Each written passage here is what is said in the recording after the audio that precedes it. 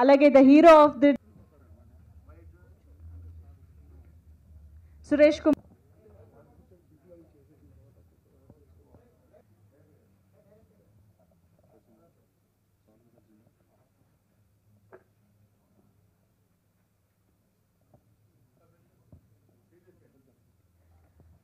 Okay, తొలి పరిచయం big CD launch by Murali Mohan గారు. Congratulations.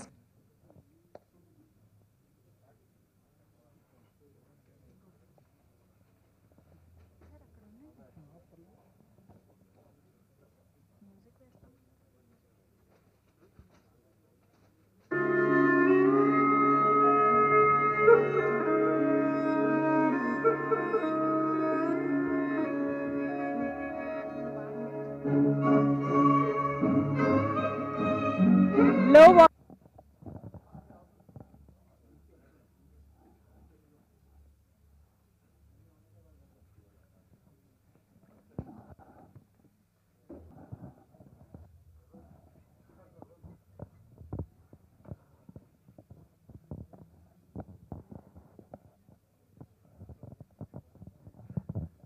Thank you so much and ఇప్పుడు ఆడియో సిడి లాంచ్.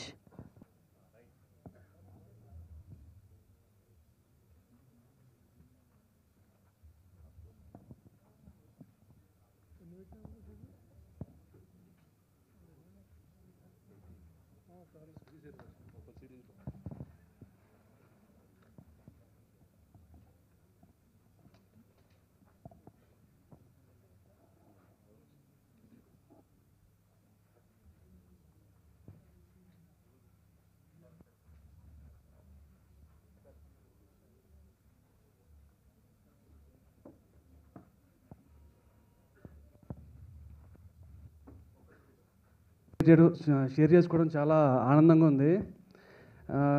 ఆయనకు చెప్పాను నేను 2002లో రాఘవేంద్ర సినిమా వచ్చినప్పుడు ఎలా ఉన్నారో ఇప్పుడు అలాగే ఉన్నారు.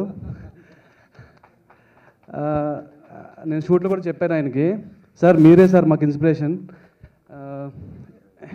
తర్వాత రాజ్ కందుకూరి గారు చిన్న సినిమాలకి ఇప్పుడు ఆయన బలం, ఒక ధైర్యం. నాకు గుర్తుంది చిత్రం సినిమా చిన్న సినిమాలకి బలం అప్పట్లో. అండ్ తర్వాత ఈ రోజుల్లో అండ్ తర్వాత పెళ్లి చూపులు. సరే మీలాంటి వాళ్ళని చూసి పర్లేదు మనం కూడా హిట్ కొట్టచ్చు చిన్న సినిమా అయినా అనే ఒక ధైర్యం మీరు. థ్యాంక్ యూ సార్ ఇక మా ఆహ్వానాన్ని మన్నించి వచ్చినందుకు. అండ్ శివాజీ రాజా గారు, ఆయన గుర్తుందో లేదో నేను కలిశాను ఒకసారి పోడూరులో ఒక షూటింగ్లో. అప్పుడు కాలేజ్ ఎగ్గొట్టి ఆయన్ని కలిశాను.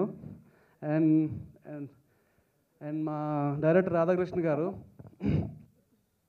సార్ ఫస్ట్ నన్ను ఆడిషన్ చేసినప్పుడు జస్ట్ పిలిచారు, ఆడిషన్ చేశారు. ఒక 2 hours తర్వాత నేను ఫోన్ చేస్తానమ్మా అన్నారు. ఏం వస్తుందిలే అని చెప్పి నేను ఇంటికి వెళ్ళిపోయాను. 2 hours తర్వాత ఫోన్ చేసి యు ఆర్ సెలెక్టెడ్, మనం ఎల్లుండి నుంచే షూటింగ్ స్టార్ట్ చేస్తున్నాం అన్నారు. నేను షాక్.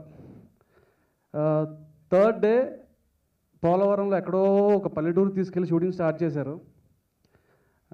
చాలా కష్టపెట్టారండి, బట్ అది చాలా ఇష్టం, చాలా మెమరబుల్ అండి.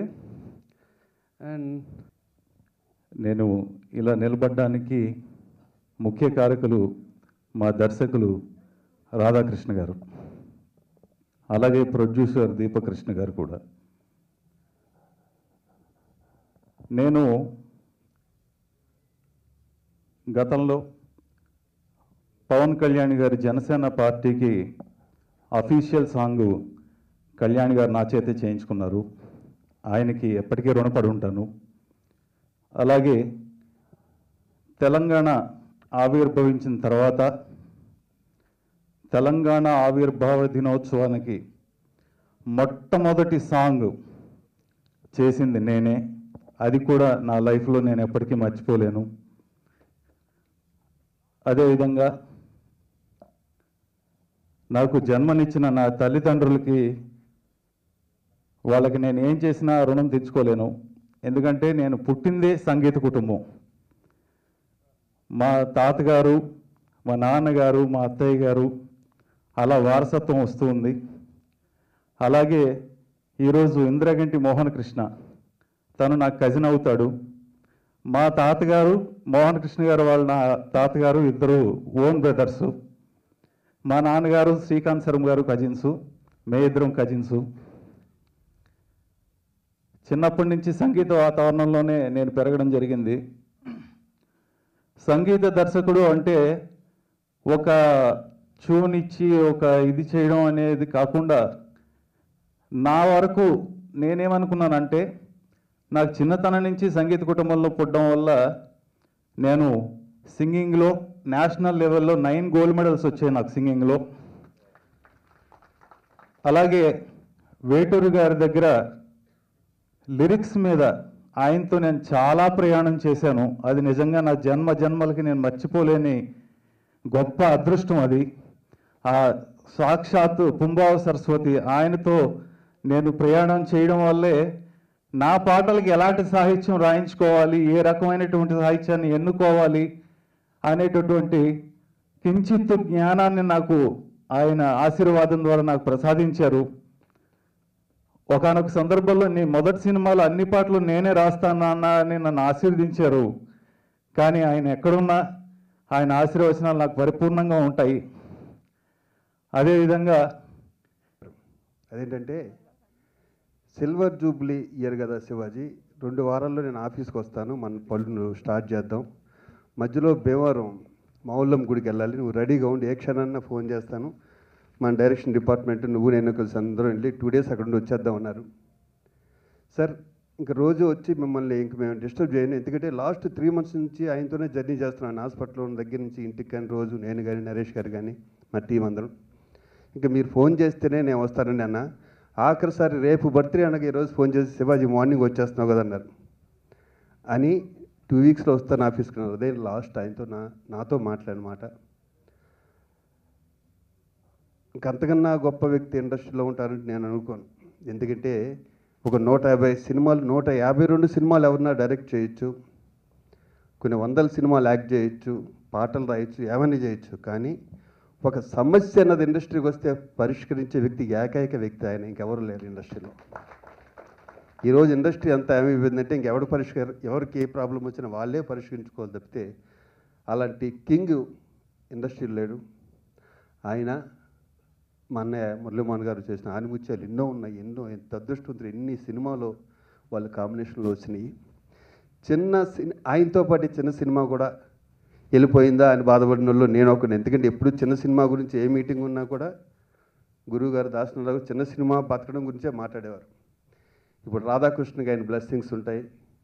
ఎవరు ఏ చిన్న సినిమా తీసినా కూడా దాంట్లో దాసనారావు గారు ఉంటారు, ఆయన ముద్ర ఉంటుంది. కాబట్టి ఆయన పోలేదు, ఆయన చిన్న సినిమాల్లోనే ఉంటారు. రాధాకృష్ణ ఒక మంచి ప్రయత్నం, చక్కగా మా ఏరియాని చూస్తే ముచ్చటేసింది, గోదావరి ఏరియా. అలాగే వెంకీ లాస్య చక్కగా ఉన్నారు ఇద్దరు. ఈ కెమెరామెన్ నా మిత్రుడే, మేమిద్దరం కూడా ఎన్నో సినిమాలు చేసాం. తను నేను శ్రావణ్ నేను చాలా మంచి కెమెరామెన్స్ దగ్గర చేశాడు తను.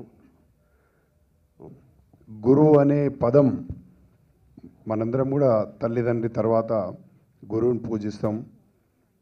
ఆ విధంగా గురువు అనే పదం కేవలం అది మన యొక్క గురువుగారు శ్రీ దాసరి నారాయణరావు గారికే దక్కింది, మరి ఎవరికి కూడా దక్కదని చెప్పేసి మీ అందరితో మనవి చేస్తూ, మరి వారి శిష్యులైనటువంటి రాధాకృష్ణ గారు ఈరోజు ఈ సినిమా తొలి పరిచయం సినిమాని ఆడియో లాంచ్ కార్యక్రమం మరి వారు ఉన్నట్టయితే తప్పకుండా వారి చేతుల మీద జరిగి ఉండేదని చెప్పేసి భావిస్తూ ఉన్నాను. మరి వారి స్థానంలో వారు అక్కడి నుండి పైనుండి ఆశీస్సులు ఇస్తూ, మరి అదే ఈరోజు మన యొక్క సాక్షాత్తు అంటే స్వాములను ఎప్పుడైనా మనం దైవ రూపంతో పోలుస్తాం కాబట్టి మరి మన స్వామి గారు ఈరోజు ఆశీర్వాదం ఇవ్వడానికి విచ్చేసినందుకు మరి వారికి ప్రత్యేకంగా కృతజ్ఞతలు తెలియజేస్తూ, ఈ సినిమా మొదటిగా ఫస్ట్ లుక్ లాంచింగ్ నా చేతుల మీదనే జరగడం జరిగింది. మరి ఈరోజు కార్యక్రమానికి రావాలంటే తప్పకుండా వస్తానని చెప్పేసి రావడం జరిగింది. మరి అదేవిధంగా ఈ కార్యక్రమానికి విచ్చేసినటువంటి ప్రతి ఒక్కరికి పేరు పేరున హృదయపూర్వక కృతజ్ఞతలు తెలియజేస్తూ మరి ముఖ్యంగా సోదరులు శివాజీరాజా గారికి మరి అదేవిధంగా సోదరులు సక్సెస్ఫుల్ ప్రొడ్యూసర్ అయినటువంటి మిత్రులు రాజ్ కందుకూర్ గారికి మరి ఈ యొక్క చిత్రంలో నటించినటువంటి నటీనటులకు మరియు సాంకేతిక నిపుణులందరికీ కూడా ప్రత్యేకంగా బెస్ట్ విషెస్ తెలియజేస్తూ మరి తొలి పరిచయం అంటే సినిమాలోనే ఒక టైటిల్లో ఒక మంచి టైటిల్ ఉంది. మరి దాంతోపాటు ఈ యొక్క సినిమాలో చిత్రీకరించిన 3 పాటలు చూసాం. 3 పాటలు ఒక డిఫరెంట్ జానర్లో ఉన్నటువంటి పరిస్థితి. మరి అదేవిధంగా ఈ యొక్క సినిమా అంతా కూడా నాకు తెలిసి maximum more than 75-80% above cinema అంతా కూడా అన్నగారి పార్లమెంట్ సెగ్మెంట్లోనే జరిగింది అనుకుంటే, ఎందుకంటే ఆ యొక్క చక్కటి ప్రదేశాలన్నీ చూస్తుంటే పట్టుసీమ కానీ పోలవరం కానీ అవన్నీ చూస్తూ ఉంటే అక్కడే జరిగిందని చెప్పేసి అనుకుంటాను. మరి ఈ యొక్క సభాముఖంగా ప్రత్యేకమైనటువంటి కృతజ్ఞతలు తెలియాల్సిన అవసరం. మన వెంకీ మాట్లాడుతూ 2002లో రాఘవేంద్రలో ఎలా ఉన్నారు ఇప్పుడు అలాగే ఉన్నారన్నారు. నేను దాన్ని ఖండిస్తున్నాను. 1975లో కల్పన జ్యోతి అందులో ఎలా ఉన్నారో ఇప్పటికీ ఆల్మోస్ట్ అలాగే ఉన్నారు. So I mean it sir. మిమ్మల్ని చూస్తూ పెరిగాం మేము. చాలా గర్వంగా ఉంటుంది. మీలో ఉన్న పాజిటివిటీ నాకు చాలా ముచ్చటేస్తుంది. అండ్ ఈ సినిమాకి మీరు ఇక్కడ ఉండడం అనేది నాకు చాలా బాగుంది. మీరు వెనక పెద్ద సారథిగా ఉండి నడిపిస్తున్నారు. అలాగే నా సోదరుడు శివాజీ రాజా ఉన్నారు. అందుకనే చెప్తున్నా, అంత మహామహులు ఇక్కడ ఉన్నారు. అలాగే ఇందాక తను మాట్లాడుతూ మన మ్యూజిక్ డైరెక్టర్ ఇంద్రగంటి చాలా పాజిటివిటీ ఉంది మీలో. మీరు మాటలు చాలా చాలా సెన్సిబుల్గా స్పందించారు మీరు. I'm very happy the way you responded. And team అంతా కూడా బాగున్నారు. అండ్ రాధాకృష్ణని అండ్ దీపక్ కృష్ణని, మీ ఇద్దరిలో కృష్ణ అనేది కామన్గా ఉంది కాబట్టి కృష్ణుడి మాయ చక్కగా చేస్తారు, మంచి హిట్ కొడుతున్నారు అనిపిస్తుంది. అన్నిటికన్నా ఇంపార్టెంట్ ఇక్కడ నాకు గురువుగారి ప్రజెన్స్ బాగా క్లియర్గా కనిపిస్తోంది. దాసరి గారు వారు నాకు దైవంతో సమానం. నా మొదటి సినిమా నంది అవార్డు వచ్చిన 10 సంవత్సరాల క్రితం సినిమా గౌతమ్ బుద్ధ, ఆయన నచ్చి ఆయనే రిలీజ్ చేశారు సిరి మీడియాలో. సో ఆయన నేను ఎప్పటికీ మర్చిపోలేను. ఇక్కడ అలాగే సురేష్ గారు, మిగతా ధర్మేంద్ర గారు, అలాగే లాస్య, వెంకీ దగ్గర ఉన్నటువంటి గోదావరి నదీ తీరాన్ని తీసిన సినిమా. చక్కటి లొకేషన్స్లో తీశారు. పాటలు చూసినప్పుడు మీ అందరికి కూడా చూసే ఉంటారు. చాలా అద్భుతమైనటువంటి న్యాచురల్ లొకేషన్స్లో బాగా తీశారు. 3 పాటలు కూడా చాలా బాగున్నాయి. ట్యూన్స్ కూడా బాగా క్యాచీగా ఉన్నాయి. కామన్గా ఎక్కడైనా వర్షం పడితే మేఘాల నుండి చినుకులు పడతాయి. కానీ ఒకచోట మాత్రం చినుకులకు బదులు వజ్రాలు జాలువారుతాయి. చినుకులన్నీ కలిపి చిన్న నీటి కుంటలు ఏర్పరుస్తాయి. అదే వజ్రాలు పడితే మనుషుల పరిస్థితులన్నీ మార్చేస్తాయి. వర్షంతో పాటు వజ్రాలు పడే ప్లేస్ ఒకటి ఉంది. అయితే అది ఎక్కడ? భారతదేశంలోనేనా లేక వేరొక దేశంలోనా? అసలు అలాంటి ప్రదేశం ఉందా లేదా?